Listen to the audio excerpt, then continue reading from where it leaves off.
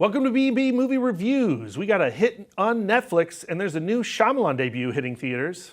We ride or die with Martin and Will, and we have new feelings for Pixar's latest. Don't touch that dial. B&B is coming up next.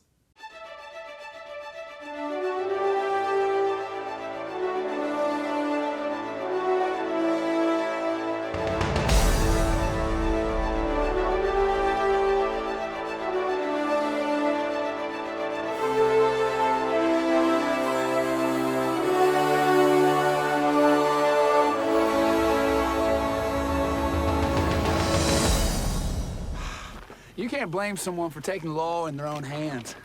Now, there's a thing I really believe in. What's that? That is personal justice. Right. For when our pussified justice system fails, when we do this, when we do it right, personal justice is gonna be yours. You didn't take all that unfairness laying down. Hell no, I didn't. Oh! Now that's the America I miss, right there. Amen, amen. Uh-huh. Look, there are three things you need to kill, man. Yes. The gun, Right. the bullets, and the balls, and boy, I'm stockpiling all three of those things. Glen Powell goes undercover and puts on a character to catch people soliciting murder-for-hire contractors in the Netflix hit film, Hit Man. All right, Brad. So Glen Powell, he's on a hot streak right now. I love him. Yeah, I love him, and he's you know. great in this movie. Yeah. Richard Linklater. I know Yeah. we're big fans of Richard Linklater. Yeah, and they've worked together before, and Everybody Wants Some. You know, Okay, he was a that little one bit I've more missed. of a bit part in that movie. Okay. Here he gets to take center stage and become a true movie star in this movie. Yeah. Like, I love Richard Linklater. I feel like he is a filmmaker who is never satisfied with one gear. Can you believe that this guy also made the Before films, that he could make, Yeah. Dazed and Confused? Like, he's always challenging himself. And that's what I like about Richard Linklater, is because he can really make kind of mainstream movies where, and I think this kind of falls within that category, but then he could do something like School of Rock, which I think is a great rewatchable movie. But you're right, he challenges himself, and he challenges, like, the different styles of filmmaking. When you look at early in his career, when he would do something like Waking Life or Scanner Darkly, messing with the I feel like this rotoscoping. movie feels more School of Rock than it does Waking Life. Exactly, right? exactly. It's a highly entertaining, very funny, also heartbreaking movie. Very strange. I feel like Richard Linklater, he hears this idea about this fake hitman, based on a true story, Yeah. but then he doesn't let the true story get in the way of a good movie, right? Yes. And we go where this story needs to go. Let's take this idea to Yeah. its most extreme and deliver an ending that you would not expect based on reality. And I wanted to talk to you about that because I didn't know how I felt about when we got to the third act of the movie, and reading about the real life person, and to see he went up to a certain point and then he kind of takes the story and then he steps over the line. Yeah, he's like, right? okay, I'm going to take this story and do my own thing with But it. stepping over the line is what makes the whole movie worth it. That's the journey, is that line cross. And I feel like Richard Linklater has been freed by filmmakers like Quentin Tarantino with Once Upon a Time in Hollywood. That's a good point. Every based on a true story movie is a lie. And I think audiences really need to understand that. Okay. Like when you go in and you're like, I'm watching Johnny Cash's life. This is Walk the Line. This is just what it was like. No, it's not. No. This is a fiction. And I like that because you're right. You don't want that to get in the way of telling a really fun and compelling story. And Richard Linklater doesn't do that. He allows the story to kind of play out in the way that we would kind of, and it also has a kind of film noirish kind of feel to it. It's a noir. I mean, Yeah. not necessarily in its cinematography. I mean, it's very much a Richard Linklater film. Yeah. He's a little bit more of a point and shoot type of guy. Yeah. Maybe that's a little unfair, but he's more point and shoot than, John Huston was, right? So like the movie doesn't doesn't look like a noir, but No. all the script, the plot, the turns, the twists, that's noir. And I want to get into some of the other things that I also liked about the movie too, because it's also bringing in some interesting conversations. Because I mean, it's not a spoiler that he is a professor at a university that is kind of like doing some part-time work for the New Orleans Police Department. Yeah, how does that work? I know, but I like how when we go to like his class and he's teaching his students, he's a professor in psychology and philosophy.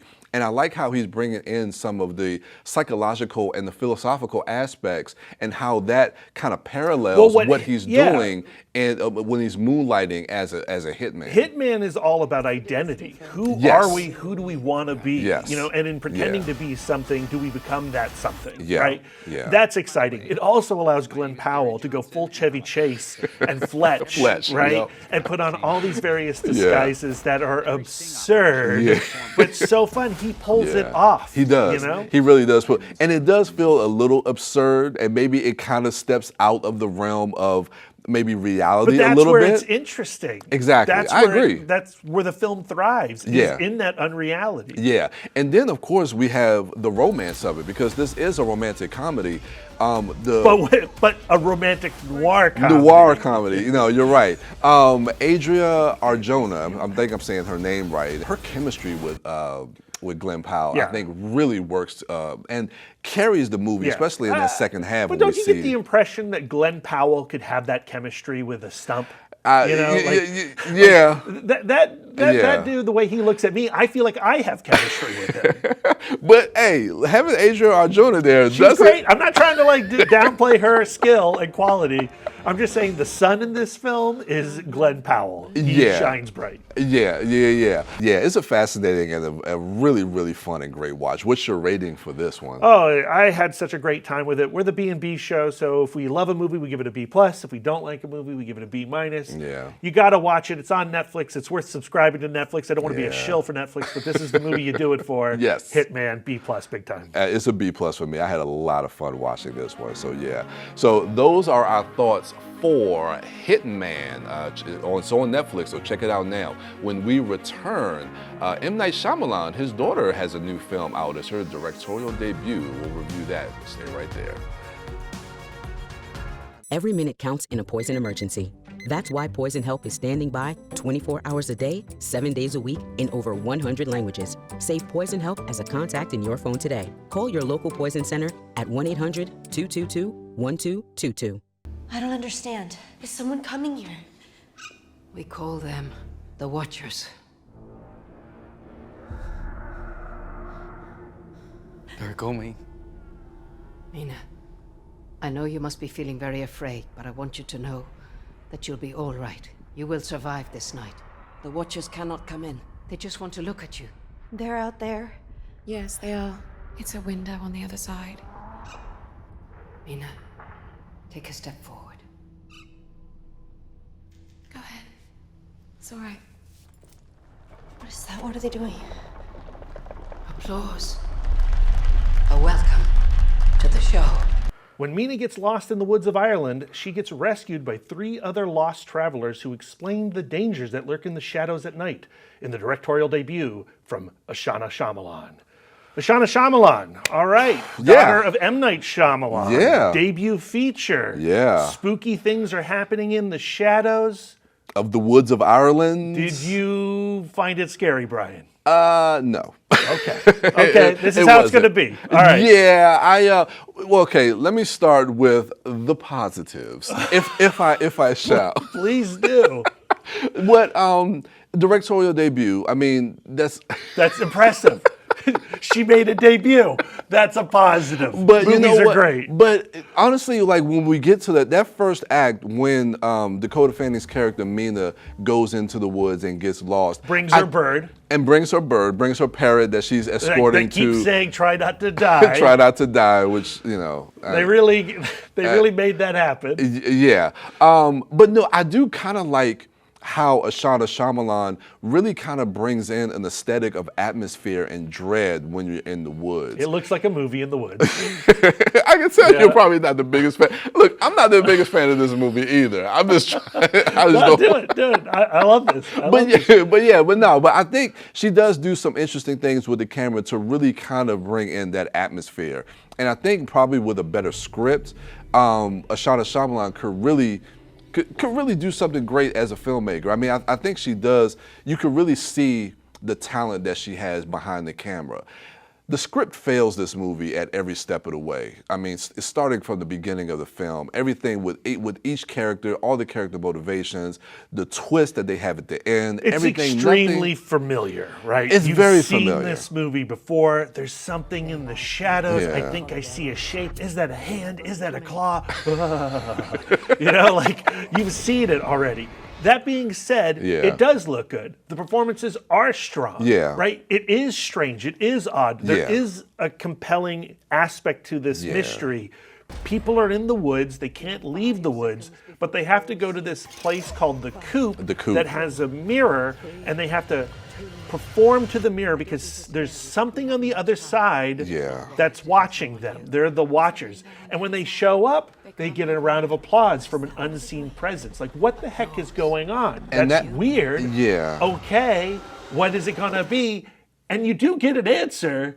Is that answer satisfying? No, it's not. It's not. And you get that answer way too early, and you probably guess what the answer is even before you get the answer. Yeah. And it's so frustrating. And from that point forward, when you go like, oh, I think I know what's happening, and then you have to suffer through watching it play out as if it's a revelation. Yeah. Brutal. It's brutally slow, uninteresting plot. It's extremely slow, and you're right. I mean, the ending, they reveal that a little too early, and then once you kind of get where this movie is going, then you're kind of stuck. It gets repetitive, you know, and redundant. And I'm not gonna lie, I got bored with it. Yeah, I mean, I was dying in the theater. It was like me and one other person watching this movie together. Yeah. We should have become friends, but we were too busy sleeping. And no snoring. I was gonna say I don't snore, but we both know that's not true. The thing is, as a short film, I think it would have been incredible because of those images. Yeah. You know, there's these shots from above of the coop in the middle of this woods, and you don't see the audience, but you know there's an audience. There's something very haunting about that image. Yeah. And then when we do get the reveal at the end, the final reveal, there's some images in those final last shots that I thought were like, ooh, that's effective. Yeah. If this film was 15 minutes, I would have loved it. Maybe. No, you're right. I think it does work well as a short film. But then again, like you say, when you stretch it out to an hour 45, like I said, it just keeps kind of spinning its wheels. And then it's unfortunate with Dakota Fanning's character and like her backstory with her family. Like, you would think that play into whatever is happening with the Watchers and what's going on in the woods. Mirroring and mimicking and that kind of thing. But it's like, maybe I missed it, but I didn't see any correlation between what happened with Dakota. I think there was an attempt. I don't think it was successful. It wasn't successful at all. That's why I was like, the script fails this movie and it fails the characters at every point in the movie. I don't know. It just didn't work for me. I think the story gets a little too convoluted at the end with really trying to keep you guessing when we already have that reveal. But yeah, to me, none of this really worked for me. What's your rating for this? Look, this is the most boring episode of Lost. That's The Watchers. I'm giving it a B-. I have to agree with you. Yeah, it's extremely boring. It's a B-, a B for boring. There you go. So yeah, those are our thoughts on The Watchers. When we return, hopefully we'll have a change of heart when we talk about Bad Boys, Ride or Die. Stay right there. A lot riding on this review.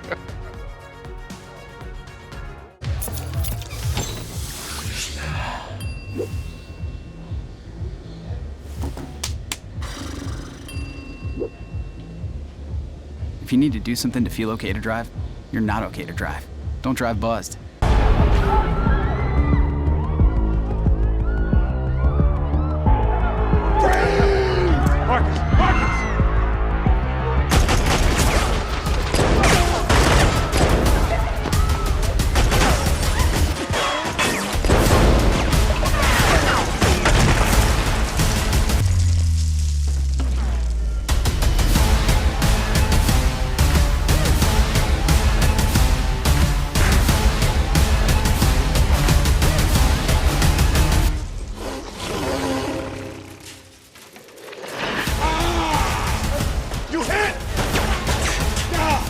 like jelly beans.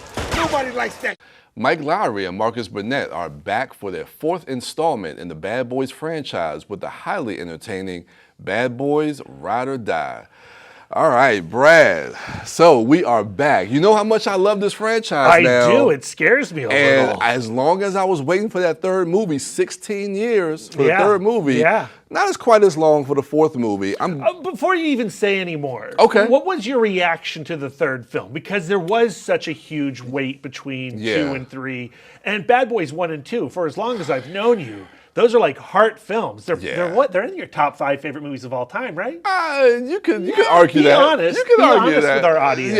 Yeah. I mean, I love Bad Boys 1 and 2. So, how did you react to 3 first? I enjoyed 3. I do think that it was. Now you got to realize that these caveats are coming. I know these characters are older, so you have to kind of factor that in as well, which I thought the movie did really well in factoring that in. I thought they did do a great telling a great story with Mike Lowrey and revealing that he has a son. So it's like and I thought we didn't have Michael Bay for and the third and film. we didn't have Michael Bay come back. And I think that these directors, Adil and Bilal, who I'm a big fan of and I like a lot, did a really good job of kind of taking that style and aesthetic that Michael Bay had in those first 2 films and bringing it to the Bad Boys franchise, especially with an older cast. Yeah, and pushing the visuals too. Like the 3rd film did push the visuals in a way that Michael Bay pushes the visuals, but not necessarily in the same way, right? So like the spirit of cinematography and advancement is in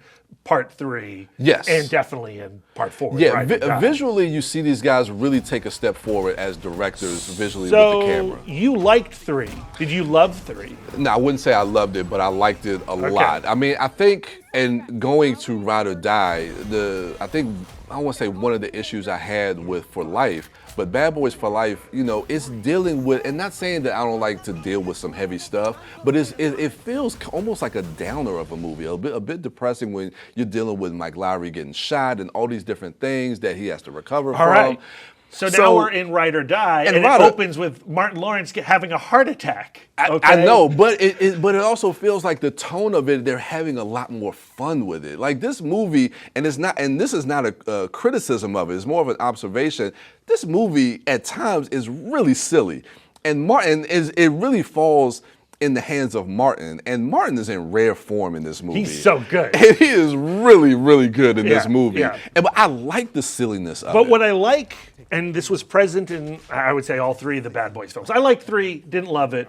What I like about Bad Boys Ride or Die is the comedy is also in the shot choice, right? And the camera movement. Yeah. You see it in the trailer, but when Martin Lawrence is like trying to get that hot dog on the sly, and he's like looking over the spinning roasters of the dog, like the way that the camera enhances the joke. Yeah. It's good. And throughout the entire movie, the camera is acting with the characters. With the characters, and that's what I like about it too. Like I said, I mean, we come to these movies because we want to see the chemistry between Martin Lawrence and Will Smith, and their chemistry is undeniable. But I think since Bad Boys for Life, and now especially with this movie, it's not just Martin and Will. Adil and Bilal are bringing a lot to this movie. And they've grown so much since Bad Boys for Life, with Ms. Marvel, with shooting Batgirl and losing Batgirl. Yeah. And I feel like with this film, Ride or Die, it's them coming out going like, oh, we can shoot the heck out of a movie. Exactly. And you missed out on Batgirl. Exactly. I'm going to show you what we can do. And I root for those guys because I rooted for them before that, and I love what they did with the episodes they directed with Ms. Marvel, and then when they got attached to Batgirl, and we all know the situation that happened with Batgirl, I'm glad that they were able to kind of redeem themselves and show what they can do visually and as storytellers with this movie, because they really do a really good job. And what this film does, what this script does, is what the Fast and the Furious movies do. They don't. They acknowledge the age of these characters. Yes.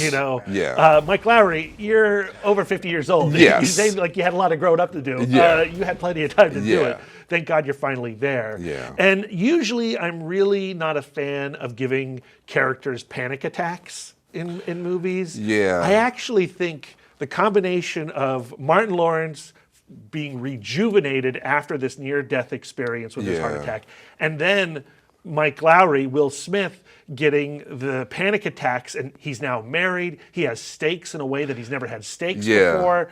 I thought switching them in that way Yeah. was very emotional. No, it was, and I like that as well too, because I've heard some people make the thing like, oh well, you've seen them in the other 3 movies, and Mike Lowry is just like gun-toting happy and killing people all over the place. But you're right, it's like when there's stakes involved, and especially like what happens, especially with, and I love how they bring Captain Howard's story into this movie and how that affects Mike full Lowry. supernatural. Yeah, and how that ghost affects Mike Lowry. sequences in this film. Yeah, but how that affects Mike Lowry going into his panic attacks, I thought all of that stuff worked really well for his character. Yeah, and then also delivering some of the best action that I've seen all year long. Nice, yeah. There is a sequence that that sells a joke that began in Bad Boys 2 with the character of Reggie. Oh, right? wow, And I don't yes. I don't want to spoil No, any of it, no. but it involves an action scene, and that action scene is perfection. Yes. And the reaction of Will Smith and Martin Lawrence to that action scene Is just heightens everything. All I can say is the Reggie scene is worth the price of admission, and the button that we get with Reggie The at final the shot end of this movie, dude, it calls back to Right part down the 2. barrel. It calls back to part 2, and it gives Reggie an arc for his character. I had so much fun watching this. Yeah, and it enhances Martin's arc too. Yes. It's so funny. I like Will Smith. I go like, oh, Will Smith plays Mike Lowry. I can never remember the name of Martin Lawrence's character. Oh yeah, name. Marcus Burnett. Marcus Burnett, because he's just so Martin to me. Yeah. Like I think both of those characters reach an ending, if this is the final Bad Boys film, that is absolutely satisfying in a way that 3 wasn't. So I'm so glad we got Ride or Die. Yeah, what's your rating Oh for this? man, I loved it. Of course, I'm giving it a B+. Yeah, this is easily a B+. Some of the most fun I've had, and this is a crowd-pleasing movie. I saw it with a full-packed crowd, and they were reacting to all the bits that you want to react to. So yeah, this is a high B+ for both of us. So yeah, Bad Boys Ride or Die. Definitely check that one out. When we return, Pixar's latest, they return with Inside Out 2. Stay right there. Going to cheerleading camp next to the abandoned insane asylum, it's like throwing your blood away. 50% of Americans like watching blood get spilled in horror movies, but only 3% donated. Now that's scary. I'm anxiety. I'm one of Riley's new emotions, and we are just super jazzed to be here. Where can I put my stuff? What do you mean, we? I wish I was as tall as all of you. Who the heck are you? I'm Envy. Look at your hair. Oh yeah, not happening. Okay, who's this guy? What's your name, big fella? That's embarrassment. He's not really big on eye contact or talking, but he's a really sweet guy. Well, welcome to headquarters, embarrassment. Oh, we're doing a fit. No. Oh, nope. Going high. Oh, you got a real sweaty palm there, buddy.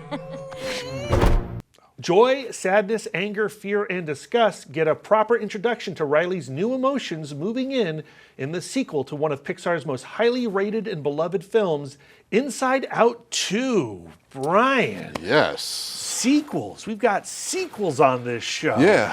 Was this one as effective as Bad Boys Ride or Die? I would say, yeah, I really enjoyed Inside Out 2. Now, Inside Out is probably one of my personal favorite Pixar movies, along with the Incredible films. Oh, okay. I really. Hot takes. Oh, okay. Yeah, they're okay. good. They're good. I Finding Nemo. Finding Nemo's good, but I prefer. I like Up. Yeah, I know you like Up. Yeah.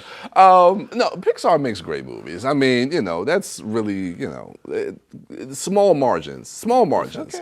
But those are my personal favorite ones. I really enjoyed that first movie. Were you eager to see a return to Riley's emotions? You know what? Leaving out of the first movie and understanding that they introduced the board where we would get new emotions, and we know kind of like how the human brain works and how. Do we? Well, Do we really know? don't. No, we really don't. But we know that as we get older, we develop these different and more complicated emotions, and I thought that it would be interesting to see different emotions come in.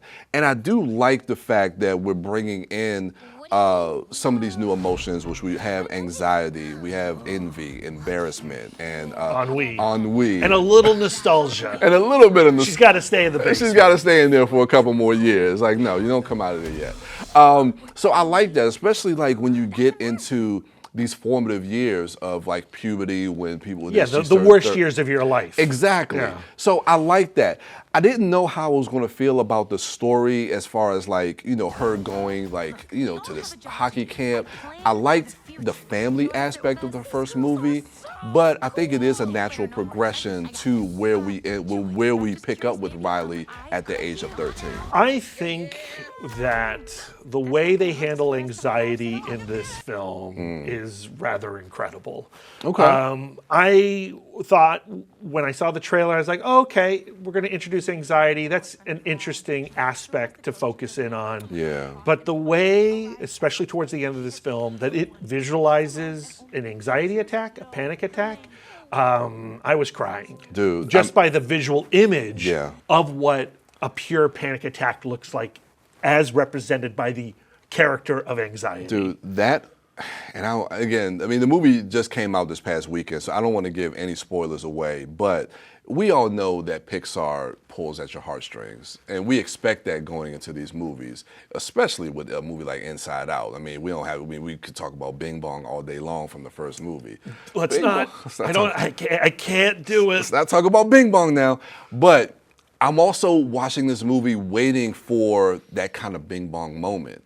And for me, it was the anxiety moment. That sequence worked so well, and you can pull so much from that sequence that I thought it was beautifully constructed in, like you were saying, the portrayal of that. And like, I don't think everybody has access to what this story is actually talking about with anxiety. I think before I had met my lovely wife Lisa and her anxiety issues, I don't think I would have connected with this film as much as I do now. Yeah. And I am curious to see how the audience reacts to what this film is exploring, because I found it incredibly relatable, incredibly serious, life or death stakes for this poor character of Riley. Yeah, no, you're right, because for her, within her world, for a 13-year-old, these are life and death stakes for her. But it's also going to become life or death stakes as when they she get ages. Older. Like, exactly. I want Inside Out 3, Same. where Riley is like 35 years old.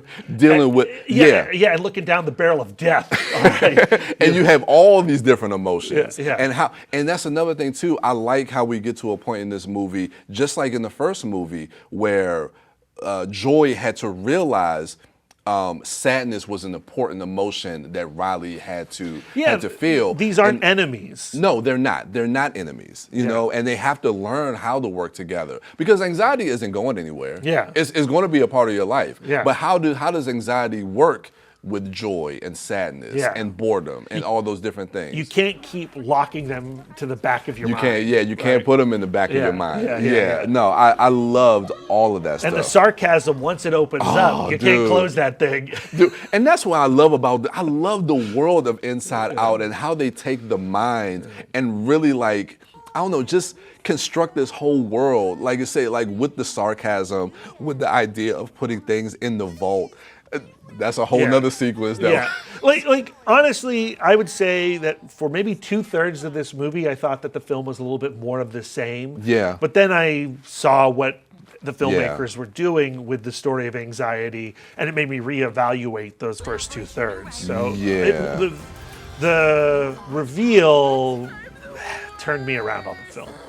What's your rating for this one? I mean, I really enjoyed it. I had a great time. B+. It's a B+ for me. I don't think it is comparable as far as like being as good as the first one. Like, but that, again, that conversation's not even interesting to me. Yeah, I don't even want to go there with that. I mean, it works. The anxiety moment, the climax of anxiety's story, makes the movie. We'll just leave it at that. It's easily a B+. So those are our thoughts on Inside Out 2, a B+ for both of us. So let's review what we've talked about on this episode. We start off with Hitman.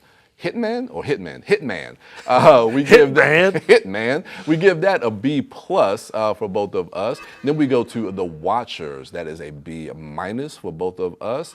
Then we go to Bad Boys Ride or Die. That is a B+ for me and Brad. And then we go to Inside Out 2, which is also a B+. Are we the same person? It feels that way. It feels that way at times. I'm not gonna lie. So thank you for joining us on this latest episode of B&B Movie Reviews. Come be a part of the conversation. If you have questions, suggestions, feel free to email us at bnbmoviereviews@gmail.com. And with that, we will see you at the movies.